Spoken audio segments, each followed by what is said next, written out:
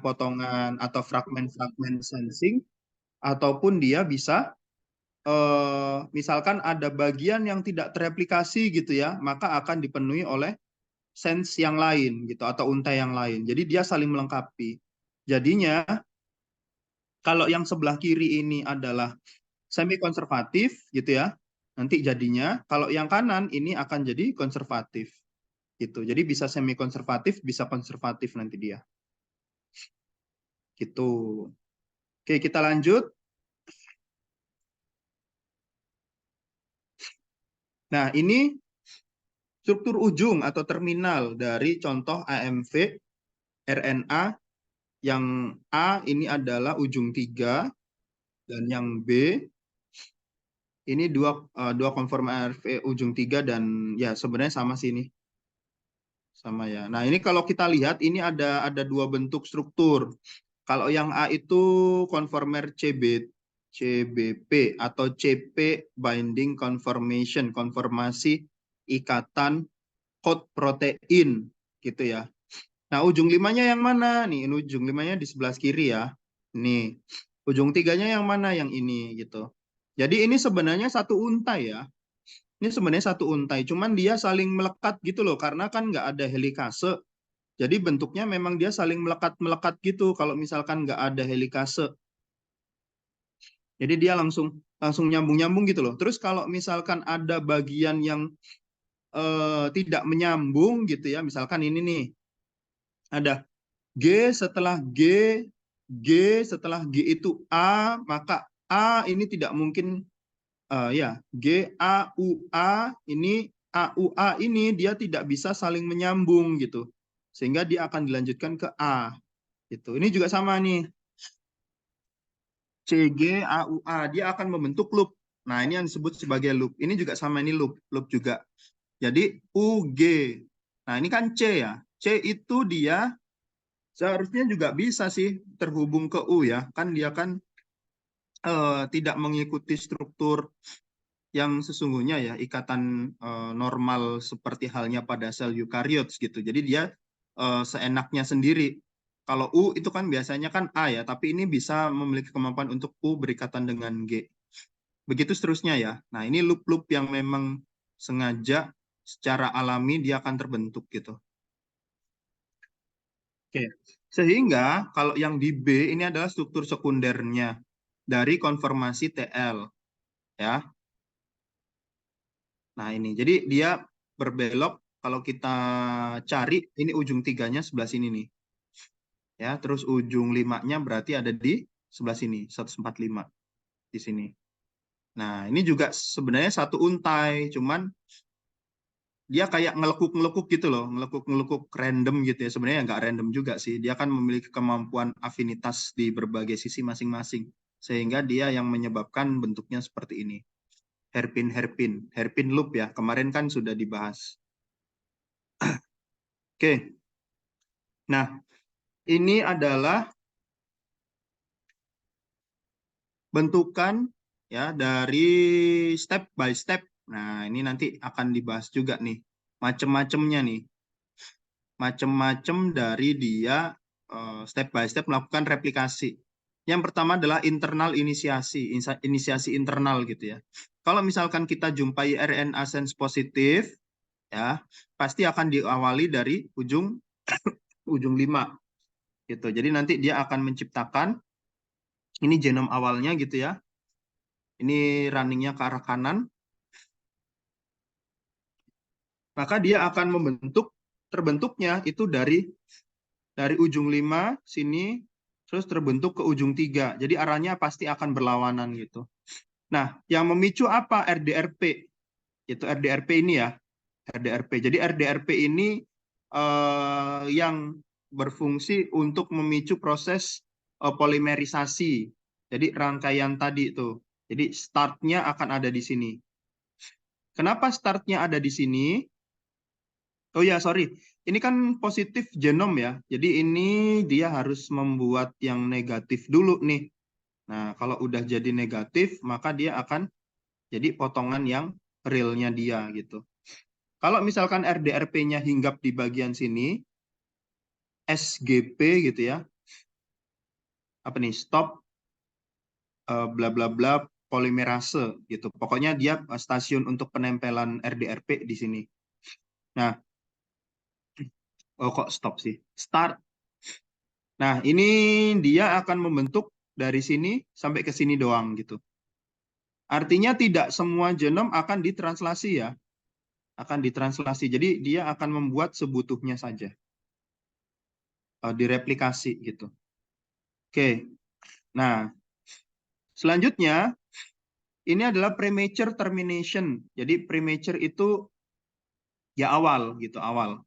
Nah, ini setelah terjadi gini ya, ini dia akan, ini yang sense positif, terus ini ada RDRP, dia akan di sini ya, di stop, oh stop ya benar ya.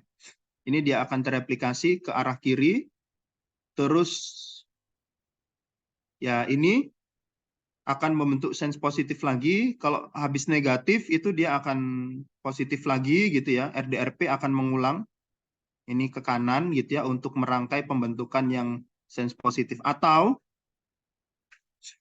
dia akan running complete gitu, bahkan melewati SGP gitu ya, melewati SGP. Nah, ini baru nanti ketika replikasi ke untai positifnya dia akan berhenti ke SGP. RDRP-nya akan berhenti di sini sehingga akan muncul satu segmen gitu. Muncul satu segmen, ini muncul satu segmen gitu. Oke. Nah, ini juga sama nih. Ini leader prime transcription. Nah, ini kalau ini berdasarkan dari apa itu namanya, segmentasi dari open reading frame yang mengkode leader prime-nya. Jadi leader prime itu salah satu segmen yang ada di genom yang berfungsi sebagai primer gitu. Nah, kalau di sini itu di sini ya LTRS ada BTRS. Jadi ketika dia sudah sampai ke area stop RDRP, maka dia akan berhenti melakukan replikasi dan dilanjutkan ke area yang memang cocok untuk RDRP melakukan lanjutan sintesis gitu. Dia akan ini jadinya nanti akan jadi potongan-potongan RNA gitu loh, potongan-potongan RNA. Oke. Nah, ini juga ada yang discontinue template synthesis. Gitu. Ini mulai dari sini sama sih, ini jadi potongan. Ya, ini potongan sehingga potongan-potongannya ada pada sense negatif. Sebelumnya ini kan ada di sense positif kan potongan-potongannya. Nah, ini ada di sense positif. Nah, ini sense negatif aja sudah terpotong. Terpotong sehingga nanti sense negatifnya itu akan direplikasi membentuk sense positif sesuai dengan potongan-potongan yang sudah dibentuk gitu. Nah, potongan-potongan itu nanti akan menghasilkan ekspresi-ekspresi yang sesuai dengan kebutuhan, maksudnya kayak gitu, sesuai dengan kebutuhan ya. Nanti akan bisa dilanjutkan ke translasi, sehingga proses translasinya itu nggak secara utuh semuanya gitu. Kalau di eukariot itu kan ada ekson intron gitu ya, yang mana intronnya itu harus di-cut dulu, di-cut dan dibuang. Artinya disambungkan dari ujung intron satu, ujung intron yang lain, itu disambungin, baru nanti dipotong sama liase kalau nggak salah. Liase atau ligase ya. Nah, itu nanti dia akan dilepas gitu. Nah, berhubung virus itu tidak ada ekson intron gitu ya, maka dia hanya mengandalkan RDRP gitu. Nah, ini fungsi RDRP. Terus ada helikase tadi ya untuk mengganjal sehingga sense masing-masing dari sense itu tidak saling berlekatan gitu. Terus ada metil transferase juga untuk menstabilkan dari tiap untai sense-nya. Basa nitrogen dari tiap untai sense-nya. Nah, ini ada organisasi genom contohnya.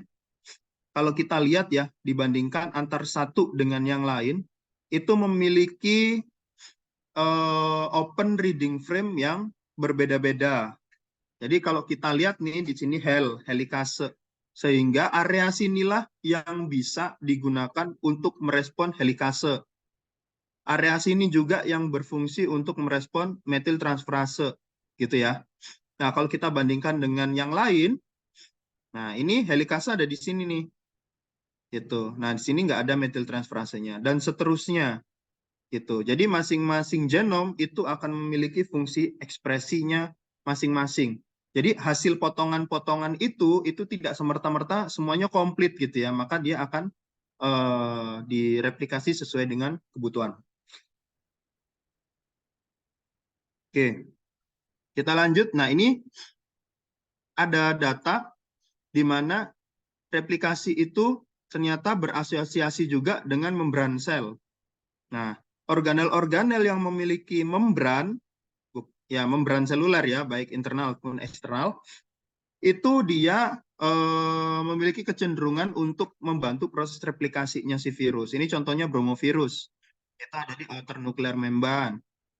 Ini contohnya tombus virus, itu ada di peroksisom gitu. Jadi membran-membran ini terlibat dalam proses replikasi. Gitu ya. Ada banyak. Beda virus, beda pelibatan membran ya. Jadi tergantung dari jenis virusnya. Oke, saya lanjutkan. Ini ada kompleks replikasi. Jadi kalau diamati dan digambar secara sketsa gitu ya. Sebenarnya virus ini melibatkan apa saja sih dan bagaimana proses dari virus satu ke virus yang lain gitu. Nah, ini kalau kita perhatikan ini ya. Yang warna hijau ini adalah membran retikulum endoplasma sebenarnya. Warna hijau kuning ini adalah area-area yang mengelilingi atau biasanya disebut sebagai inklusi